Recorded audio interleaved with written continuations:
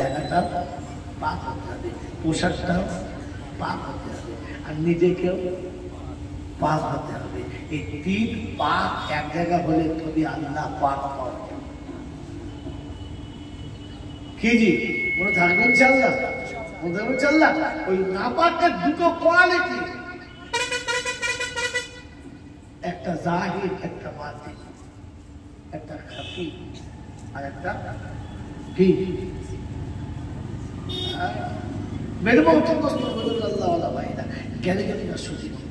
আপনাকে আমাকে ভাবতে হবে আমার পাক শুধু খালি ওদিকে হয়েছে, বলেন আমার মাল পাক আছে কিনা, আমার আমাল পাক আছে কিনা, আমার হৃদয় খুরুসিয়াতে ভরেছে কিনা। যদি না হয়তো রবের কাছে দেখাবো। এখনো অবৈধ মালে ডুবে আছে, এখনো অবৈধ আমালে ডুবে আছি, এখনো অবৈধ আখলাকে ডুবে আছি, মাথায় টুপিও আছি, নামাজেও আছি। মেরে বলতো দোস্ত আল্লাহ না পাওয়া, দিনটা শান্তিতে না ভরা, এটাই তো কাজ। এই জন্য শুরু থেকে শোনাচ্ছিলাম ও আল্লাহকে পাওয়ার ইচ্ছা আছে, আমার পাওয়ার জন্য তৈরি ইনশাআল্লাহ, তৈরি ইনশাআল্লাহ। বিশ্বনবী জনাবে মুহাম্মদ রাসূলুল্লাহ সাল্লাল্লাহু তাআলা আলাইহি ওয়াসাল্লাম যেদিন সাহাবীদের কাছে শুনেছেন মাল ওয়াল বানুন জিনাতুল হায়াতুদ দুনিয়া, এটা দুনিয়ার জিন্দেগির রওনক বাড়ানোর জন্য, বাকি আর কিচ্ছু না। ওদিন থেকে সাহাবীদের মাথায় চেপে গিয়েছিল এই দুনিয়ার জিন্দেগির রওনক ছাড়তে হবে আর আখিরাতের জিন্দেগির রঙিন জীবন বানাতে হবে। তাই রাসূল যেটা দেবে ওটা নিতে হবে, যেটা ছাড়তে হয় ওটা ছাড়তে হবে। পাক্কা নিয়ত করে আল্লাহ রাসূল সাল্লাল্লাহু তাআলা আলাইহি ওয়াসাল্লাম হিজরত করে যেদিন মক্কা থেকে মদিনায় যাওয়ার প্রতিশ্রুতি দিলেন, চলে গেলেন। সকালে খবর হলো রাসূল মক্কায় নাই, রাসূল মক্কাতে নাই। নবীর সাহাবী গোসল করে তৈরি হয়ে জামা কাপড় পরে সেজে বার হচ্ছে। তো বিবি জিজ্ঞাসা করছে কোথায় যাবে? একটা জায়গায় যাচ্ছি, তবে তোমাকে বলে যাচ্ছি ইচ্ছা গেলে এখানে থাকতে পারো, ইচ্ছা গেলে আব্বা মায়ের কাছে চলে যেতে পারো। এই মুহূর্তে আমি তোমাকে সাথে নিতে পারছি না, অতএব আমি আসছি, আমার জন্য দোয়া করো। তো যেমনি বিবি তেমনি স্বামী, আমাদের যেমনি স্বামী তেমনি বিবি। আমাদের বউরা হলে বলতো যা ঝাড়াকে চলে আবার, কারণ জানে ইচ্ছাটা থেকে আমার জীবন জ্বলে গেছে। কথা বোঝেন না? বোঝেন? কিন্তু ও জানতো বিবি যেকে পেয়ে আমার জীবনে শান্তির আলো ফুটেছে, যাওয়া যাবে। তাই সেদিন সাহাবী যাবার জন্য জামা কাপড় পরে গোসল করে তৈরি, তো বিবি জিজ্ঞাসা করছে ঠিক আছে যাও, কিন্তু একটা কথা বলে যাও কোথায় যাচ্ছ? তো শোনাচ্ছে বিবি যেখানে নবী থাকে না সেখানে আশেকে নবী থাকতে পারে না। চোখটা ছলছল করছে আর বিবি শোনাচ্ছে স্বামী যেখানে স্বামী থাকে না ওখানে বিবিও থাকতে পারে না। সফর তুমিও যদি করো, সফর আমিও করবো, ভালো তুমি নবীকে বাসতে, ভালো আমি নবীকে বাসি। তুমি দেশ ছাড়তে পারলে আমিও ছাড়তে পারি, তুমি গাছতলায় থাকলে আমি গাছতলা নিতে পারি, বাপ প্রাসাদ চাই। আজি তো স্বামী আর বিবি দুজনে শুরু করেছে, মক্কা ছেড়ে চলে যাবে, মক্কা ছেড়ে চলে যাবে। ওই যে বলেছিলাম না প্রেমিক তার প্রেমিকাকে এসে আওয়াজ দিয়েছে, তোর বাপ তোর জঙ্গিতের মতো ভালো দাবায় শুনে তোর বাড়ি যাবো, যাওয়ার পর নাই। আর তোর মা বুড়ো কমিনের মতো ভালো মতো শুনে এটা শুনতে পারে না। যা তোমরা দেখো জামাটা যদি করবো তোর মুখটা দেখে মুখ আমি ওই গল্প বলার জন্য বলি নাই রে, আমি যেটা বলতে চাচ্ছিলাম সেটাই কি, সেটাই আল্লাহ নবীর সাহাবী মক্কা থেকে বার হয়েছে বিবির সাথে। খবরটা মক্কায় চলে গেছে যে আবু সালমা পালাল। কোথায়? মদিনায়। চিন্তা করলে রোকা যাবে, কাঁটা দিয়ে কাঁটা তুলতে হবে, কাঁটা দিয়ে চলে বল কাকা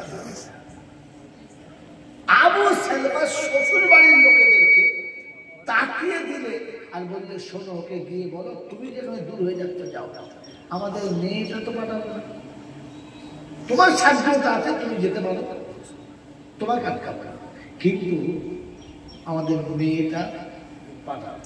তার মানে হচ্ছে এটাকে টানলে ওটা শুনে চলে আসে, কথা বোঝেন না?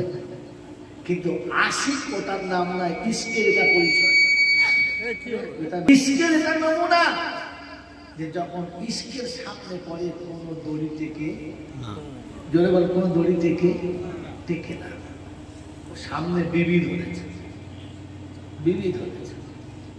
আর এদিকে আবু সালমার বাড়ির লোকেদের বলেছে, যখন বউটি আলাদা হয়ে যাবে তখন তুমি কোলের ছেলেটি কেড়ে দেবে, তোমাদের মেয়ে তোমরা নিয়ে যাও, আমাদের ছানাটা আমাদের।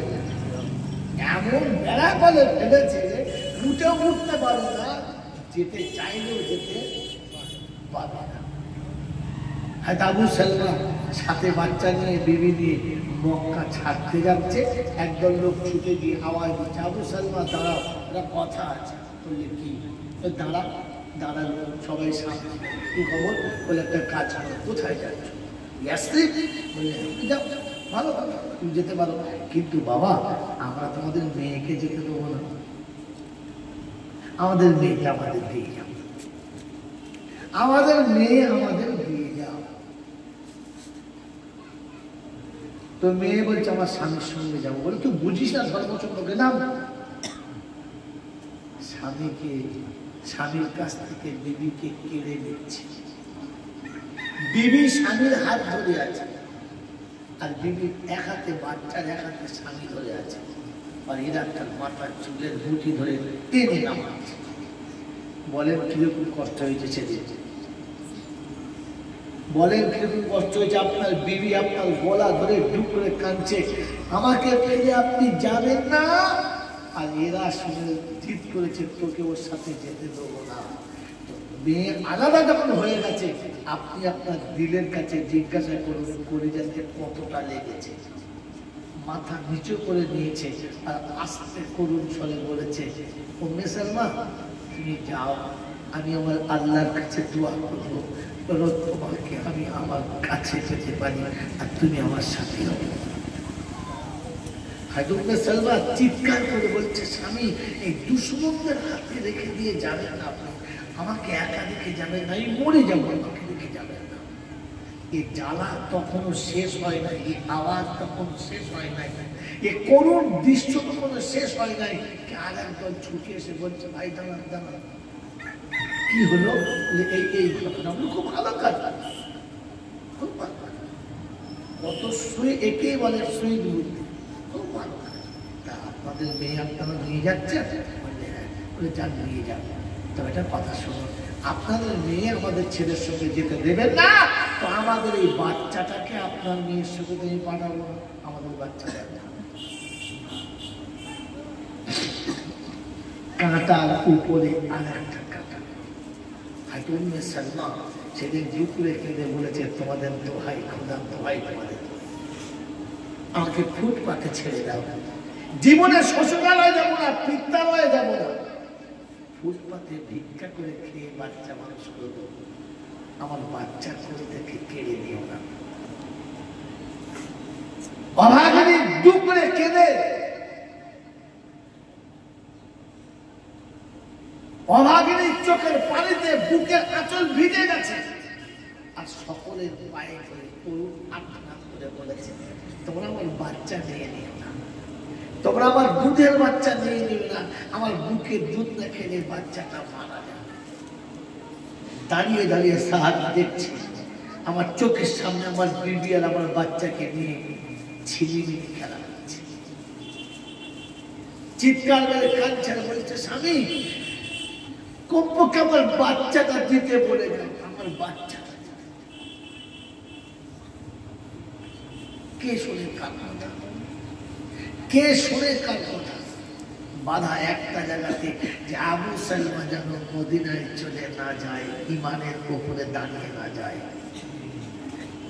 অনেকক্ষণ দাঁড়িয়ে দেখেছে, চোখের পানি ফেলতে ফেলতে মুখটা আকাশের দিকে তুলে বলেছে, রাব্বি আল্লাহ, তোকে পাওয়ার জন্য এরকম শত বিবি ছাড়তে পারি, তোকে পাওয়ার জন্য এরকম শত বাচ্চা কুরবানি করতে পারি, তবু তোকে হারাতে পারি না।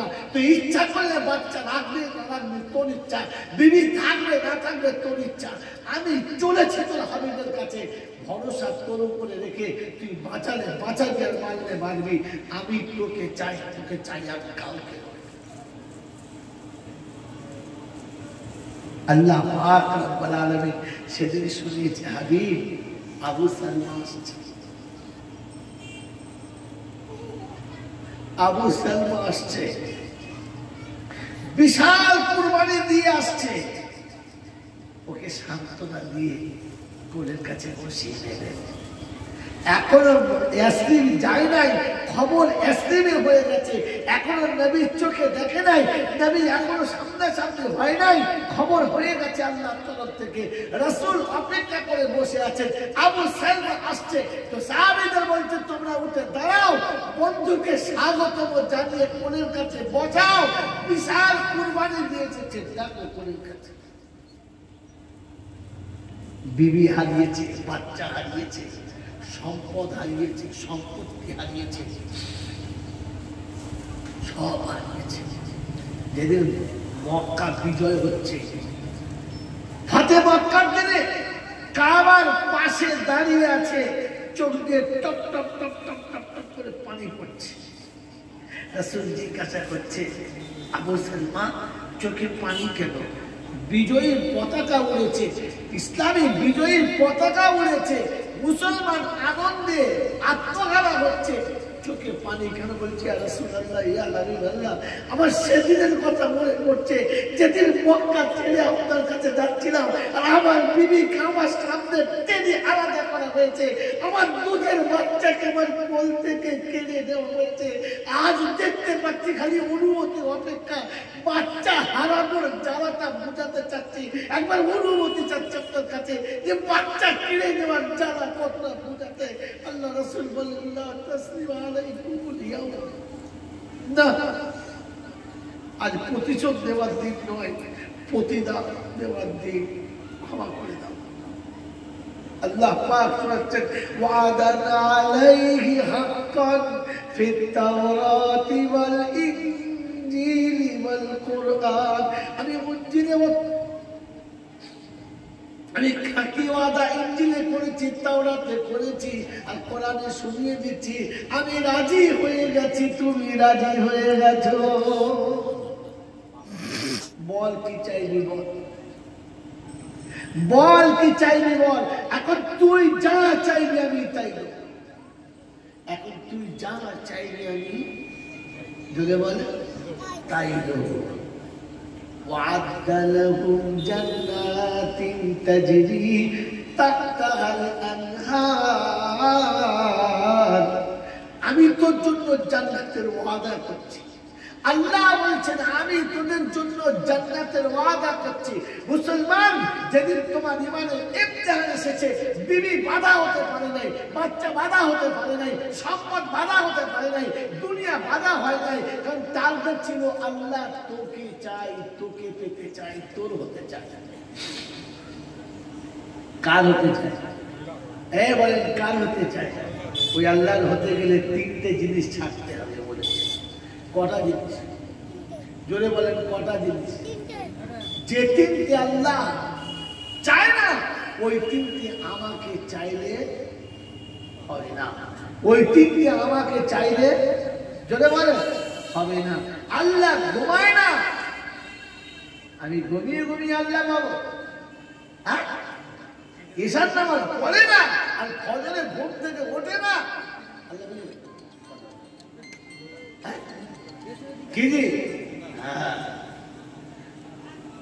আল্লাহ খাবায় খায় না, আর আমি খাই কাউকে উল্টো ঠিক বাজি না।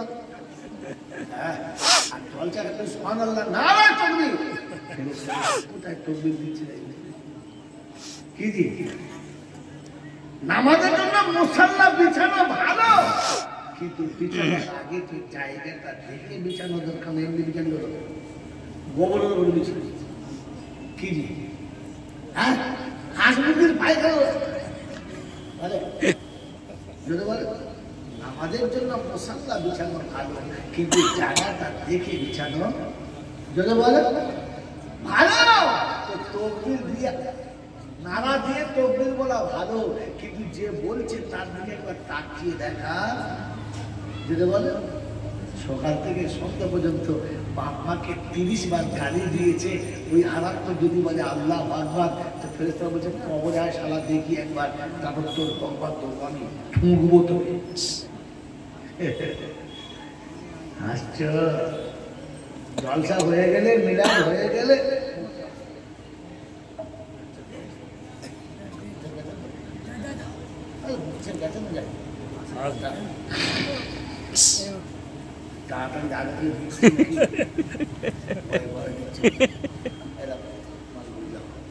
কি বুঝলে, এমনি জলসা হয়ে গেছে, মিলাদ হয়ে গেছে, বড় মুফতি সাহেব এসে, বড় পীর সাহেব এসে গিয়ে মশা বানাচ্ছে, হাত দিয়ে দেখে ভাবি স্পঞ্জ ফেলবে, কি সুন্দর হাত, বুঝলে চুমো খাবো, ফেরেশতা বলছে কোথায় চুমো খেলি, ওলিদের হাতে চুমো খেয়েছে, নরম তুল তুল করছে, আবার পাটা ঠেকে দেবো, ঠিকঠাক মতো মনে করছে সারা হ্যাঁ বুঝিয়ে না বুঝলো,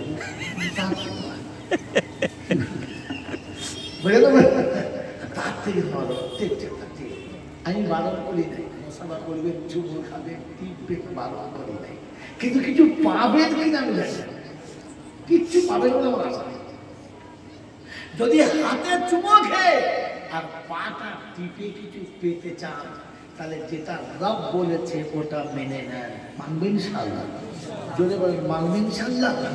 মোহাব্বতের সকালবেলা আপনারা যখন বিছানায় শুয়ে থাকবে, অসুস্থ কিংবা বয়স্ক, আস্তে করে হাত ধরে তুলে বসাবে, বসিয়ে আব্বার হাতে মশলা করবে, জিজ্ঞাসা করবেন আব্বা এই হাতে এরকম শক্ত শক্ত ঘেঁটা পড়েছে কেন, দাগ পড়েছে, তো দেখবে যখন বাপের চোখ দুটো লাল হবে, বেটারে গরিবের সংসার, ভাঙা বাড়িতে তুই এসেছিস, তোকে কোলে নিয়ে আমি স্বপ্ন দেখেছিলাম আমি গামছা কোমরে বাঁধবো, তোকে জীবনে গামছা পরাবো না, আমি মাটিতে মাদুর বিছিয়ে শোবো, তোকে জীবনে খালি মাদুরে শোয়াবো না, আমি ঘরের চালের তলায় শোবো, তোর জন্য ঘরের বাড়ি রাখবো না, আমি সারা জীবন আধটা খাবো, ডাল ভাত খাবো, খিচুড়ি খাবো, তোকে খাওয়াবো না, তোর সুখের স্বপ্ন দেখতে, তোকে সাজানোর জন্য রাত দিনকে দিন মেহনতের পাহাড় সরিয়ে দিয়েছি, লোকের ঘরে কোদালা নাঙল চালিয়েছি, আর চালাতে চালাতে হাতটা এরকম করে ঘেঁটা করে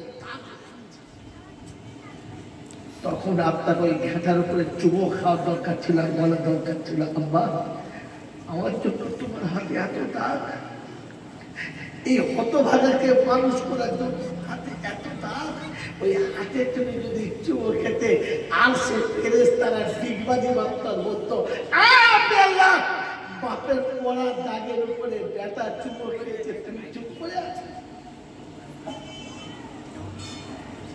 যদি কখনো হাতে চুমো খেয়ে জান্নাতের দরজা দেখতে চাও, তাহলে বাপের হাতে চুমো খাও, মনে থাকবে ইনশাআল্লাহ, মনে থাকবে ইনশাআল্লাহ। যদি জিন্দগিতে কারোর পা টিপে ঢেকে দিতে চাও আর খুশি করতে চাও, তো কখনো রাতের বেলা মায়ের পাশে বসে পায়ে হাতটা দিয়ে দেখো নরম না শক্ত, পাটা মনে হচ্ছে যেন ফাটা চোখ, তারপরে সাইডে দেখে এমন ফেটে আছে যে ট্র্যাক্টরে চার্জ দেওয়া, তোর পায়ে গেল একটু নরম নাই, এত শক্ত,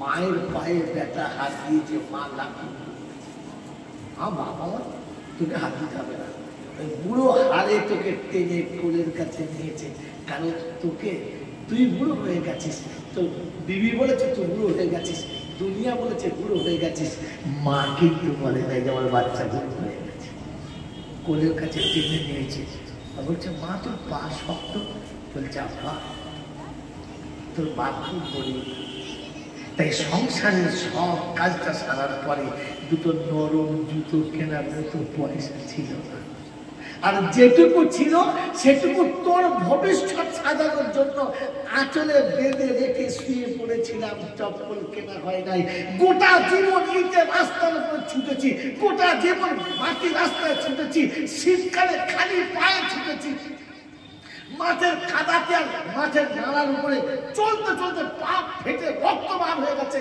তবু জীবনে কোনোদিন ভালো জুতো কিনি নাই তোর সুখের স্বপ্ন দেখতে গিয়ে। উচিত ছিল ওই সময়তে মায়ের ফাটা পায়ের চোখে বলো, মা আমার মতো নেমো খারাপকে মানুষ করতে গিয়ে দুটো জুতো ভালো করে পরিস না, দুটো জুতো ভালো করে পরিস না। আল জান্নাতু তাহতা কাদামাইহি আবুহু ওয়া উম্মুহু, জান্নাতে মায়ের পায়ের তলা। এত সহজে আল্লাহ তোমার হাতে দিয়েছিল, এত সহজে তোমার হাতে দিয়েছিল, তুমি জান্নাত হারিয়ে ফেললে। কোন মা যখন রাস্তায় ভিক চায় না, 2 টাকা 5 টাকা হাতে দিয়ে ভেতরটা কেমন যেন ফাটে, আর কি মনে হয় জানেন? জানেন বলেন তো, কোনো ভিখারি কোনো মা যখন হাত পেতে কিছু চায়, তখন আপনার আমার দিলে কি হওয়া দরকার ছিল? বলেন কি হওয়া দরকার ছিল? বুঝতে পারেন? অনুশোচনা আছে, 5টা টাকা হাতে দিয়েছে, এরপরে কি মনে হওয়া দরকার ছিল? আল্লাহ এটাও তো কারোর জান্নাত, এই পায়ের তলায় তো তুমি কারোর জান্নাত রেখেছো। এটা সেই জান্নাতের দরজা যেখান দিয়ে ছেলে জান্নাতে প্রবেশ করবে। ওগো মাওলানা হাকিম, যে জান্নাতের দরজার কাছে তোমার যাবার কথা ছিল, ও জান্নাত রাস্তার উপরে ভিক্ষা করে, আর তুমি সন্তান পৃথিবীর জমিনে জান্নাতের তালাশ করো। আরে ও যুবককে তো আফসোস করে মরে যাওয়া দরকার ছিল, ও মুসলমানকে তো বিষ খেয়ে মরা দরকার ছিল, যে যার মা রাস্তার উপরে দাঁড়িয়ে কারো কাছে কিছু চায় আর ও নীরবে ঘুমায়। বাবা দরকার ছিল যে আমার জান্নাত রাস্তার উপরে চলে যাচ্ছে, আমার জান্নাত রাস্তায় হাত পেতেছে, আমার জান্নাত রাস্তায় হাত পেতেছে, এটা মনে করে ওকে তো গাছের গায়ে টুকরে কাঁদা দরকার ছিল। মাওলা তোকে মুখ দেখাবো তো দেখাবো কি করে, কারণ আমার জান্নাত তো রাস্তার উপরে চলেছে, আমার জান্নাত রাস্তার উপরে চলেছে। সেজন্য বলে মহতমস্তর বুজুর্গ, ও জান্নাতে যাওয়ার জন্য জান্নাতের মালিককে রাজি করে যেতে হবে। বলেন রাজি করে যাবো না জোর করে? বলেন কথা বলেন। ওই জান্নাতের মালিকের কাছ থেকে জান্নাত খোঁজালি দেখিয়ে বন্দুক দেখিয়ে বলো, নাকি তার ভালোবাসা তার দিলটাকে জিতে নেবো, কোনটা? এই কথা বলেন, জোরে কথা বলেন, বলেন। হ্যাঁ, গোটা জিন্দেগি তার ধার দিয়ে চলবো না। মরার পরে অনেকগুলো মৌলবী নিয়েছে, একেবারে AK-47 মতো ফেরেশতার বুকে ধরেছে, বল সারা জান্নাত দিবি। ফেরেশতা চিন্তা করছে কি করি বলতে, মুক্তি নিরাপদ সাহেব রয়েছে, সালা জঞ্জাল কত ভালো রয়েছে, এই জ্বালা রয়েছে জ্বলিয়ে দেবে, তা দেখ আল্লাহ ভয় খায়, আল্লাহ ভয় খায়। তাহলে তোমার এই অজাদিয়া 47 কাজ হলো না, কাজ হলো? ওরা দুনিয়াতে চালাকি করে চালিয়েছ, কিন্তু ওটা আখিরাতে হবে। আল্লাহ কাউকে থেকে ভয় খায়? এ কাউকে থেকে ভয় খায় না। আল্লাহর কাছ থেকে নিতে গেলে কি তার দিলটাকে জিতে নিতে হবে। নবে ইনশাআল্লাহ, নবে ইনশাআল্লাহ। তো আল্লাহ পাক শুনেছে।